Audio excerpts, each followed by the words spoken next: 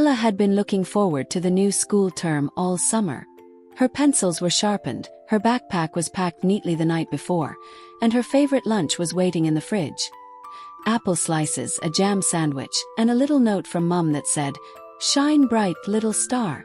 On the outside, Ella looked ready. She smiled as she put on her new school jumper, and her shoes were polished just the way she liked. But inside, she felt a fluttery sort of feeling, like soft butterflies were gently waking up in her tummy. It wasn't because she didn't like school. In fact, she loved her new classroom and the colorful storybooks on the shelf. She liked her teacher too. Mrs. Wren was kind and always wore glittery earrings. But sometimes speaking out loud made Ella's voice feel small, especially when it was her turn to answer a question or stand up for show and tell. The classroom felt big, and her voice felt too tiny to fill it. As she walked to school holding Mum's hand, she whispered, "What if I forget what to say?" Mum gave her hand a gentle squeeze and smiled. "You won't forget. You've got all the words inside you already." That evening, after a warm supper and a bath full of bubbles, Ella sat cross-legged on her bedroom rug. The sky outside her window was painted in soft streaks of lilac and gold, and the moon peeked out like a sleepy eye. Ella opened her old toy chest, a wooden box with faded stickers and a lid that squeaked when she lifted it. She was searching for her bedtime books when something caught her eye. Tucked under a tangle of scarves and forgotten puzzles was a small, silvery bear. He was soft and round with sleepy embroidered eyes, a velvet star stitched onto his belly, and fur that shimmered faintly in the lamplight. Ella picked him up carefully. He smelled like lavender and something else, something warm and comforting like a hug you remember from long ago. "Oh," she whispered, "I forgot about you." The bear had a name. She was sure of it. "Nimbus," she said aloud, and the name felt just right. Ella's grandma had given her Nimbus when she was very little. "He's a sleepy star bear," Grandma had said with a wink. "He's filled with dreams and bravery. Hold him close when your heart feels small." Ella hugged him tight, just in case. Friday was show and tell day in Ella's class. All week, her classmates had been bringing in their favorite treasures: model dinosaurs, glitter jars, pet photos. Today it was Ella's turn. She had chosen to bring in her star-shaped storybook, the one Grandma used to read to her at night.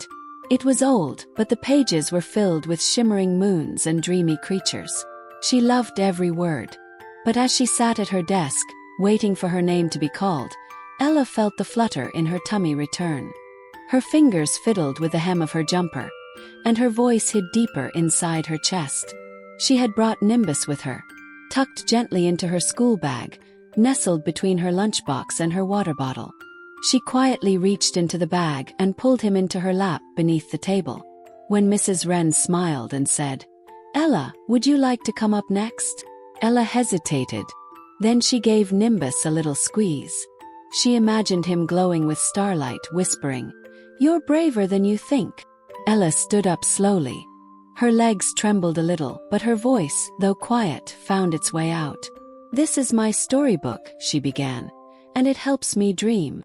Later that day, the sun peeked out from behind the clouds just in time for lunch break. The children tumbled out into the playground, laughing and chasing each other beneath the pale blue sky. Ella sat quietly on the edge of the sandpit, her knees hugged to her chest.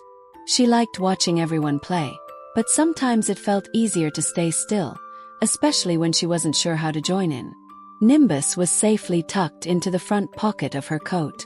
She rested her hand over the soft bulge where his tiny star belly was hidden and gave him a gentle pat. Nearby, a boy named Eli sat alone on a painted bench, staring down at his untied shoelaces. He was new too and hadn't said much since joining their class last week. Ella watched him for a moment, then looked down at Nimbus. "Do you think he feels like I did on my first day?" she whispered. She stood up slowly, brushed sand from her trousers, and walked over to Eli. "Want to play tag?" she asked, her voice kind but careful. Eli looked up surprised. Then he nodded. Together they ran into the sunlit playground. Two quiet kids beginning something brave. The next week, Mrs. Wren announced that the class would be having a music performance on Friday. Each student was invited to sing, play an instrument, or share something musical with the class. Ella was planning to recite a lullaby poem she had written, soft and rhythmic like the bedtime songs Grandma used to hum. But Eli looked uneasy. His eyes stayed on his desk, and he barely touched his lunch all week. On Wednesday afternoon, Ella found him sitting by the windowsill, nervously plucking at his sleeves. "I have to play my flute," he said in a whisper. "But I don't think I can do it in front of everyone." Ella thought for a moment, then reached into her backpack and carefully pulled out Nimbus. The bear looked a little sleepier than usual, but still full of quiet strength. "He helps me when I feel nervous," she said gently, placing the plush bear in Eli's hands. "He's a sleepy star bear. Just hold him close and imagine you're wrapped in starlight. He helped me be brave." Eli looked down at Nimbus, then at Ella. "Won't you need him?" "Not this time," Ella smiled. "I think you need him more." Friday morning arrived gently, wrapped in soft golden light that spilled across Ella's bedsheets. Birds were chirping outside the window, and the breeze carried the scent of early autumn. Today was recital day. Ella blinked sleepily as Mum came in to wake her with a warm smile and a gentle brush of her curls. "Good morning, Star Girl," Mum whispered. "Big day today." Ella nodded and stretched beneath the covers, her tummy doing a little flip of nerves, but also excitement. Downstairs, the smell of toast and strawberry jam made everything feel a bit better. She ate slowly, humming the lullaby poem she had practiced all week. It was soft, simple, and full of dreamy words about moonlight and wishes. After breakfast, Ella put on her favorite pale blue jumper and the silver hairband that made her feel sparkly inside. She packed her school bag with her poem and a bottle of water, then looked over at the shelf where Nimbus usually sat. Only this morning the spot was empty, because Nimbus was with Eli. At school, the classroom buzzed with excitement. Mrs. Wren had put a bright "recital today" banner across the whiteboard and had arranged the desks in a wide semicircle so everyone could see the performances. Some children were tuning tiny guitars, others clutching lyric sheets or preparing to read poems. Eli sat quietly near the window, his backpack resting on his knees. Ella walked over to him and smiled. "How are you feeling?" Eli looked up slowly. His fingers clutched the front pocket of his hoodie, where a little round shape was tucked safely inside. "I'm nervous," he admitted, "but also sort of calm, like floating." Ella's eyes sparkled. "That's Nimbus," she said softly. "That's what he does." Eli smiled back, a small but growing smile that made his eyes crinkle. When the class filed into the school music room later that morning, the energy shifted. It was quieter here, with soft blue curtains and neat rows of chairs. The piano sat waiting in the corner, and the microphone stand had been adjusted for little voices. Mrs. Wren gave them all an encouraging nod. "Remember, this isn't about perfection. It's about sharing something special and being proud of yourselves." One by one, the children took turns. Some sang sweetly, others stumbled over words but kept going. Every child received a gentle round of applause and a reassuring smile from Mrs. Wren. When it was Ella's turn, she walked up to the front holding her folded poem in both hands. She cleared her throat and looked out over her classmates. Her cheeks felt warm, but she imagined moonlight around her shoulders, like a shawl made of light. With each word she felt stronger. Her voice was calm and gentle as she read about silver stars and sleeping dreams, about whispers in the wind and lullabies wrapped in clouds. When she finished, her classmates clapped softly, and Mrs. Wren gave her a proud wink. Ella sat back down, her heart full. Next, Mrs. Wren called Eli's name. The room fell even quieter. Eli stood slowly, the flute tucked carefully under one arm. His face was a little pale, but he walked steadily toward the front. He paused at the microphone, took a deep breath, and reached one hand into his hoodie pocket. Ella could see it, just a glimpse of soft silver fur peeking out from under the fabric. Nimbus was there. Eli held the flute to his lips. There was a moment of silence. Then he began to play. The notes were soft at first, like raindrops tapping gently against a window. Then they grew, clear and steady, weaving a sleepy tune that made even the restless children sit still. It was beautiful, simple and slow, like a lullaby made of stars. Ella watched in awe. Eli's hands were shaking just slightly, but his fingers moved with care, and his breathing stayed steady. Mrs. Wren placed a hand over her heart, and a few children leaned forward to listen more closely. When the last note floated into silence, no one clapped right away. It was like the room had to exhale first. Then applause. Soft at first, then stronger. Ella clapped the loudest. As Eli returned to his seat, his face looked different. His shoulders were relaxed, his eyes wide with relief and wonder. He looked at Ella and mouthed, "It worked." Ella beamed and gave him 2 thumbs up.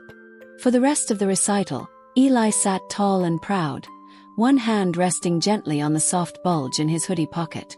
Back in the classroom, Mrs. Wren handed out little gold star stickers to every child and gave special compliments to each performance. When she got to Eli, she knelt beside him. "That was very brave," she said. "And so beautiful. I hope you know how proud you should be." Eli nodded shyly. "I had help," he said. Mrs. Wren glanced at Ella and smiled knowingly. During break time, the class was buzzing with chatter. Some kids reenacted their songs in the playground, others made up silly rhymes inspired by Ella's poem. Eli walked over to Ella as she sat on a bench beneath the old sycamore tree. He held out Nimbus with both hands. "Thank you," he said. "He helped me more than I thought he could." Ella took the bear and gave him a soft squeeze. "I'm glad," she said. "He's full of star magic." Eli tilted his head. "Aren't you going to keep him in your bag again?" Ella looked at the sleepy bear, then back at Eli. "I don't think I need him every day now," she said slowly. "Maybe Mrs. Wren could keep him in the classroom, for anyone who needs help being brave." Eli grinned. "That's a great idea." That night, as the stars blinked into view above her window, Ella placed Nimbus back on her shelf. She tucked herself into bed and pulled the covers around her like clouds. Her poem from the recital rested on her bedside table, and her silver hairband sat beside it. She whispered softly, "I was brave today." Then she closed her eyes and smiled. In her dreams, a sleepy star bear drifted through the clouds, humming lullabies made of light, ready to help another child find their courage. Ella didn't need to hold him anymore, because she had discovered the starlight inside her all along. Saturday morning arrived with golden light slipping through Ella's curtains and birdsong floating in from the garden. There was no school today, just a quiet weekend ahead. But something still lingered in Ella's chest, like a soft hum, a feeling that she was different than before. She sat up in bed and looked at her bookshelf, where Nimbus, the sleepy star bear, sat perched on his usual spot. His silver fur shimmered in the sunlight, and the little stitched star on his belly glowed faintly in the light. Ella smiled at him, a knowing smile, the kind you give to someone who's helped you in a very big way. She gently picked him up and hugged him. "You helped me find something," she whispered. "Something I didn't even know was there." Downstairs, Mum was making pancakes and humming one of Ella's lullabies. The house smelled of vanilla and cinnamon, and everything felt warm. Later that morning, Ella packed a small bag to bring Nimbus to school on Monday, not to keep him, but to offer him to Mrs. Wren. "I think he can help someone else now," Ella told Mum. "Someone who hasn't found their brave voice yet." Mum looked at her, eyes soft with pride. "That's a beautiful idea." Monday morning came quickly, and Ella returned to school with Nimbus carefully tucked in her bag, just like old times. But this time it wasn't for herself. Before class started, she approached Mrs. Wren, who was writing the day's schedule on the board in her neat, swirly handwriting. "Mrs. Wren," Ella began softly. Mrs. Wren turned and smiled. "Good morning, Ella." Ella reached into her bag and pulled out Nimbus.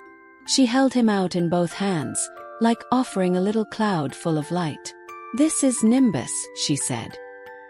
"He's a sleepy star bear. He helps people feel brave. He helped me when I was too nervous to speak or read my poem or try new things. And last week, he helped Eli play his flute in front of everyone." Mrs. Wren knelt down to Ella's level and looked at the bear with a thoughtful smile. "He sounds very special." Ella nodded. "He is. But I don't think I need him quite as much now. I think I've learned how to find my own bravery. But maybe someone else will need him. Maybe he can live here, in our classroom." Mrs. Wren placed a hand over her heart. "That's one of the kindest ideas I've ever heard." From that day on, Nimbus had his own cozy basket in the reading corner. A tiny sign next to him read, "Glowing star need a little courage. Nimbus is here." Bear face sparkles. Whenever a classmate felt nervous, unsure, or just needed a quiet moment, they could sit beside Nimbus or hold him close and imagine they were wrapped in starlight. Ella watched from her desk as other children took turns, some on their first reading aloud, others before trying something new in art or drama. And each time, she felt a quiet pride settle in her chest. She still had moments where her voice wobbled or her tummy fluttered, but something had changed. Now she knew what to do. She'd close her eyes, breathe in slowly, and imagine her heart glowing like a star. Not because of a bear, because of the magic she had discovered inside herself. The magic that was always there. That night, after brushing her teeth and slipping into her coziest pajamas, Ella nestled under her blanket with a peaceful smile. Her room was quiet now, except for the soft hum of the wind through the window and the gentle tick-tock of her bedside clock. She looked over at her shelf where Nimbus, the sleepy star bear, usually sat.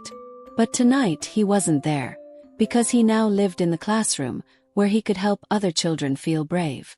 Ella didn't feel sad about it. In fact, her heart felt light, like it was floating. She had a little extra space on her shelf now. Room for dreams. Mum leaned over to kiss her forehead and whispered, "Sleep well, my star." Ella closed her eyes and breathed in deeply. In her mind, she imagined herself floating gently upward, as though her bed had turned into a cloud. It rose softly, lifting her above her room, through the roof, and up into the nighttime sky. Above her, the stars sparkled like tiny lanterns hung in the deep indigo sky. The moon smiled down, full and glowing, lighting her way like a trusted friend. Around her, fluffy clouds shimmered with silver edges, soft and cool beneath her hands. She could lie on them, roll in them, even bounce gently from one to another. As she drifted higher, she saw other sleepy dreamers floating too. Children curled up in cozy clouds, puppies snoring with their paws in the air, even a little dragon made of stars, blowing sleepy sparkles from its nose. And there, nestled on a glowing star, was Nimbus. He looked at Ella with his tiny embroidered eyes and gave her a slow, sleepy blink.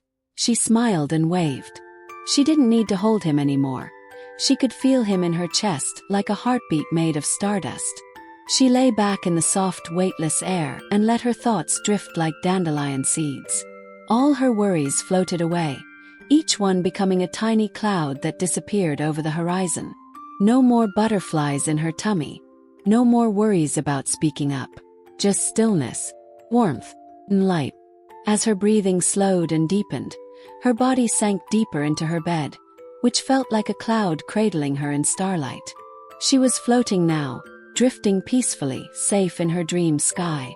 And in that quiet, gentle space between waking and sleep, she whispered, "I am brave." And the stars whispered back, "Yes, you are. Good night, Ella. Sleep well, little one."